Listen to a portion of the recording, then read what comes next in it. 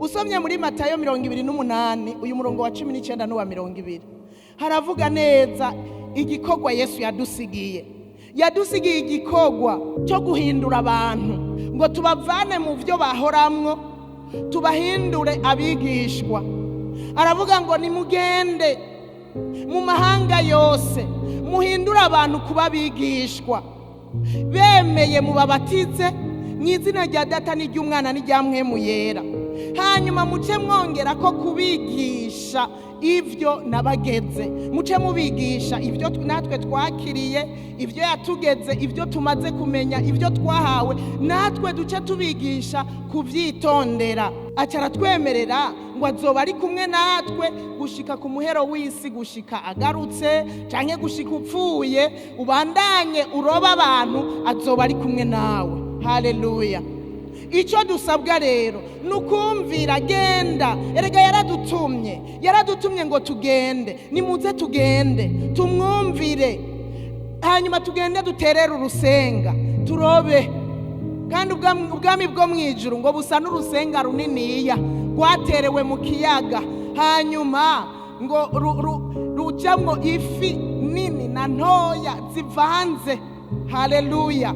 Twumvire, nivyo twasabwe, nivyo twatumwe, nivyatumwe abungere, nivyatumwe abavuga butumwa abahagarara imbere y'abandi, vyatumwe twese, abagabo, abagore, abasore, inkumi n'abana bato ku mashure. Nimugende, mwaratumwe na mwebwe aho mugeza, aho mushika, umwe wese yatumwe ahagera.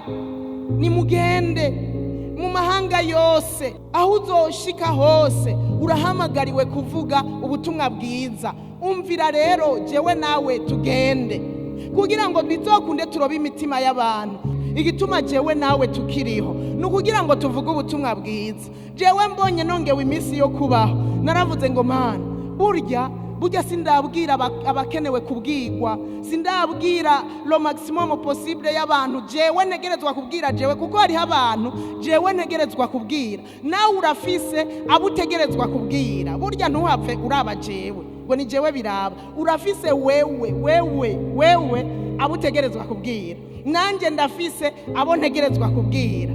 Dusabwa kugenda tukababwira, dusabwa gutera intambuko. Bamwe bavuga ngo Imana iratebeje isezerano ryayo.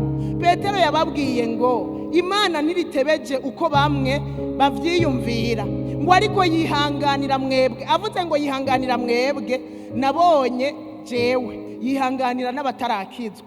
Nigomba ko hari umuntu apfa adakijijwe. Iki Imana nigomba ko papa wawe apfa adakijijwe, nigomba ko mama wawe apfa adakijijwe, nigomba ko bamwe muvukana bapfa badakijijwe. Ndabizi yuko bamwe tuvukana Imana nigomba ko bapfa badakijijwe. Hariho abakijijwe ariko hariho n'abandi. Nico gituma naragerageje, nzobandanya mvuga mpaka ku kanyuma.